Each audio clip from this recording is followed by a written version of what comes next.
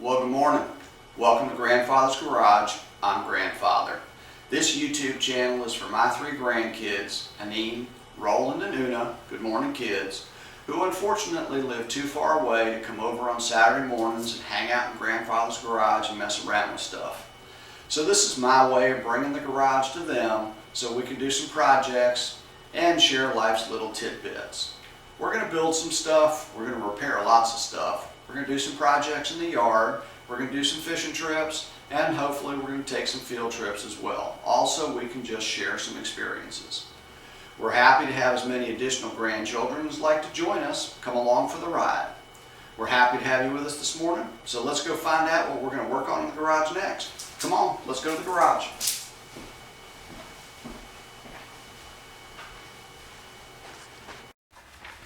All right, good morning again. I just wanted to give you an introduction to the beehives because we will be harvesting and messing with these beehives a little bit more, but these are the beehives that are in my neighbor Chuck's backyard, and I help him with the harvesting of these, so we'll get to that stage. He's progressed over the last couple of years to 3 hives, and we have nice little concrete pads poured for them, nice little stands, and then I have a bee in my hair because I'm not in a bee suit, I'm just hanging out. Sorry about that, I was getting the bees out of my hair. So these are the 3 hives, and we will kind of narrow in on hive number 3, and you can see the bees kind of coming and going. And it is early spring, so there's plenty of stuff for the bees to be looking for around here. But one of the other things that we did for Chuck, and I'm going to swing around here and show you what we call the feeding station. And this was a really unique situation that Chuck came up with, where we've created, the bottles all have sugar water on them with little holes punched in the top, and you can see the dogs running around the background, but you'll see the bees, probably not many of them right now, kind of coming and going through these little holes in the bottom, and they've got plenty of space to kind of get inside, take a little bit of sugar water, and then go back to the hive.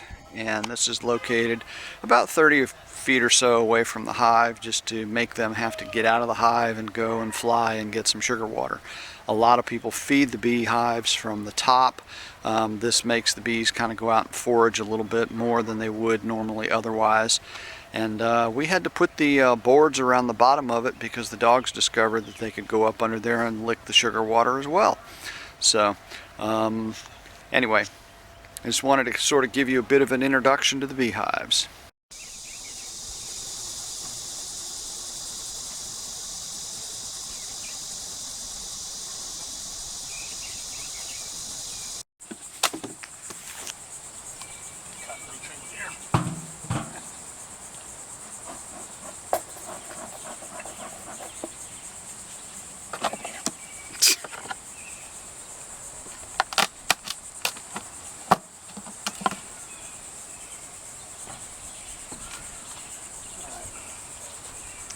So there's definitely bees in here, and you can see what empty frames look like. These empty frames were painted with the new wax that was just rendered down. That's a plastic base, and what that does is when you spin these to extract the honey, it makes them not fall apart. About a month ago, we put a new queen and some bees in here. And as I said, that queen was marked. I've not seen her since the day we put her in here. And what I want to do is see if she is still around. Okay. And it's interesting. There are a lot of worker bees. And as we look at this, we can see 3 things on this. First of all, you have capped brood. That looks like sandpaper. See that brown? Those are all eggs that have been capped, so that means someone is laying in here. You also have some honey that is also capped up on the top edges, which is very normal. And then you also have some of these that look like pencil erasers. Those are what are called drone cells, and they are drones, eggs of male bees. I am just looking at this, seeing if we can find the queen. If we can, it would be a very good moment. She's a little bit larger. She got a pointy butt. It's not her, but that's a big bee right there.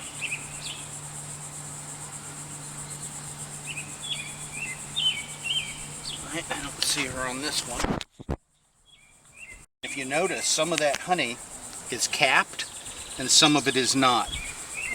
Bees will not cap honey until it has been dehydrated down to about 17 to 15% moisture content. But the good news is they are actually, all of this is new honeycomb from over the last week. That's really great news. Go. So those cells, as this hangs in there, any cells across the bottom that are big like this are queen cells. And what happens is the worker bees, if they decide that they need a new queen, they make much larger cells like that, and they will fertilize or feed that egg differently with royal jelly, and that creates the new queen. And I can see, looking at these two frames, that looks like they were either yes, making a new queen, or thinking about making a new queen. And I believe there's a queen in here that I just can't seem to find her. Now these are also larger, weird queen cells. You see those? And it's open. Now they're open because when they make a queen cell, they can only have one queen. If they have multiple queens going on in here, they'll go in and open that up and kill whatever is inside of there. There's a queen cell there too. There's one there. There's one there. There's one here. There's one. So chances are they knew they were queenless and were trying to do something about it. So we'll just kind of watch this, see where this whole thing goes.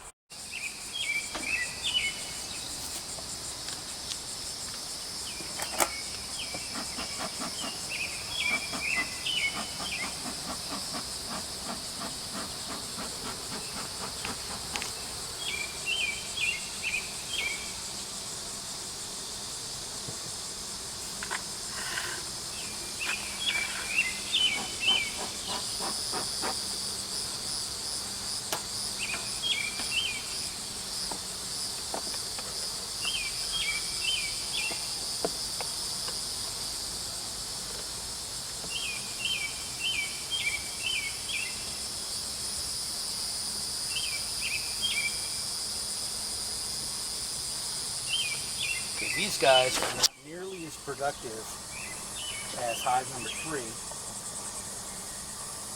Last week we didn't spin very many frames out of, or harvest very many frames out of here. Here's a good example. Whereas it has a lot of sealed honey, there was too much open space that still had not been filled in, and that means any honey or nectar that's in there isn't the right moisture content. It's too high. So we didn't do any of this. So we're just going to leave these guys alone. See where they're going with all of this. Put one or two more.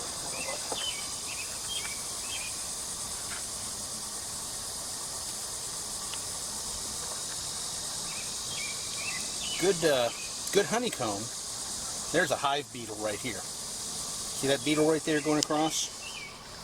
He's my arch nemesis. Get him out of there. There's another one. Hive beetles. There are two major things that can hurt a hive. Hive beetles and varroa mites. that attach themselves. They're little tiny black dots that attach themselves to bees' necks. Here is this is a beetle trap right here, filled with cooking oil. Got a little slice of banana in the middle of it. The beetles come walking across, they go in here to get the banana, and they fall in the cooking oil and drown. This is a good looking frame. If you can see, there's a lot of shiny nectar in all of these cells right here. And once that gets to the appropriate moisture content below 17% or so, they'll seal it up, and you can see they're already starting to seal that up.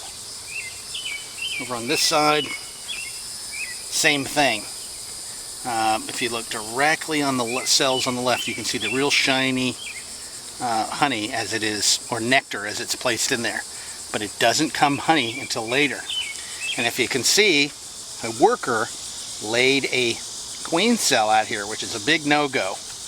They'll have to find that guy and talk to him. Whoever did that. Alright. This box is called a super. It is designed only to have honey in it. And the reason why is I have this thing called a queen excluder here. It's like prison bars that are close enough together that the queen can't fit through here, but the worker bees can. So they don't know, and they come and deposit honey up top.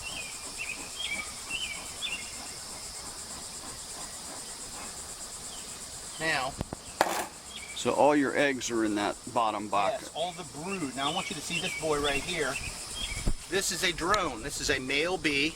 There's a female bee and a male bee. You can see the difference in the size. The male bee right here has no function. He cannot sting. The only thing he does in his lifespan is mate with, if he's lucky, mate with the queen. But again, no stinging. He doesn't collect nectar or pollen or anything. What a lot of people do is they encourage hives to have male drone frames because mites like drones better than they like worker bees. And then they'll go in there, and before the brood hatches or emerges, they'll kill them all because they'll take them out and scrape them out. Okay, so this is the queen excluder. You can see they built up a little comb on it. This is what is known as the brood box. Now I'm going to show you this brood box. I'm going to pull a frame, and you'll see that the difference between a super frame and a brood frame. And we smoke them down again to make sure that they calm down a little bit and think that their hive's on fire. Leave us alone. Bees operate off of pheromones, so anytime you can stop the pheromones from the pheromone alarm, that's a good thing. Alright. I don't know where the queen is in here. Maybe we'll be lucky enough to find her on this frame, but we'll see. Okay. This is a brood frame. It's larger than the other frames. Look at the bees hanging off the bottom. You see that? I'm just going to shake them in here. Watch. Okay, just like a little clump. And I'm looking at this to see if there's anything wrong with it, to understand this has got plenty of brood, capped brood right there. It also has plenty of pollen in the bottom left-hand corner. If you look straight on at those cells, you see that yellow color. That gets in there and ferments, and that's their protein. And we refer to it, and there's plenty here in the top left-hand corner. That's called bee bread. See that? So those are, and then interspersed with the bee bread, you have some brood, capped brood cells. I would say the queen is not on this frame because there's not enough brood in there.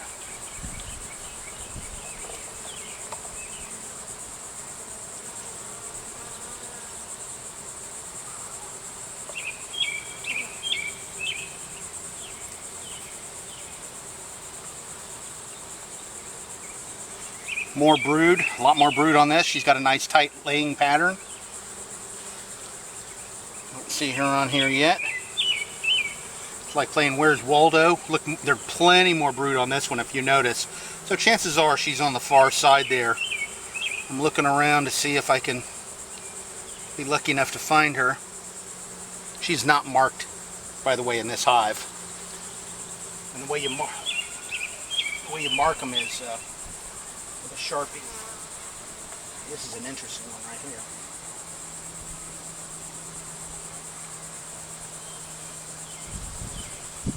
Okay, nice tight brood pattern on this frame, but look up at the top. There are 4 drone cells up there, no big deal, but they felt the need to put drones, to have some drones produced. Let me just look and see if I see her. Not there.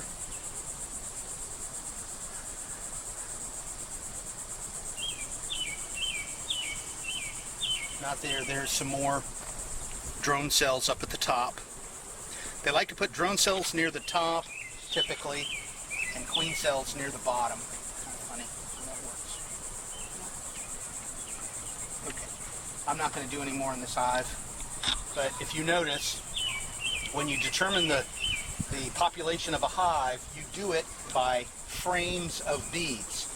In your mind, you make an estimate how many of these frames are covered with bees.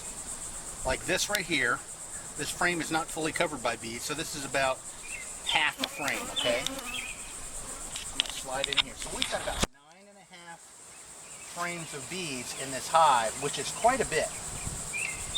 And the issue here is you want to make sure that the bees have enough room to live, keep it cool. It should be big enough to keep, for them to expand, but small enough for them to defend. Watch when I put smoke on them. Watch what they do.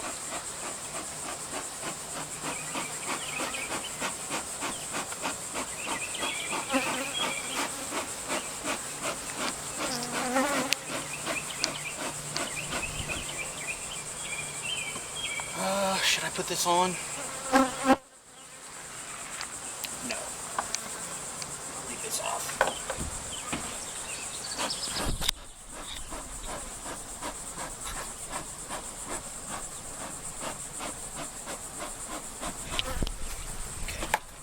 Might want to start walking. Right now these hives are loaded with honey. Each one of these kind of top pieces on that hive has got a full honeycomb in it, and they are jammed and just dripping loaded with honey. So probably in the next several weeks or so we're going to kind of harvest these. We'll pull them out and we'll show you that whole process when we get to them. But all the bees come into the bottom of this one. You can see them kind of sneaking in the bottom there, kind of flying in and out. So they come into the bottom of each one of the hives. That one, I don't know what's going on with that hive, but I think that one might be closed. But you can see the bees coming in and going out of the bottom of this one. So those are the beehives, and we'll be back to visit those again soon.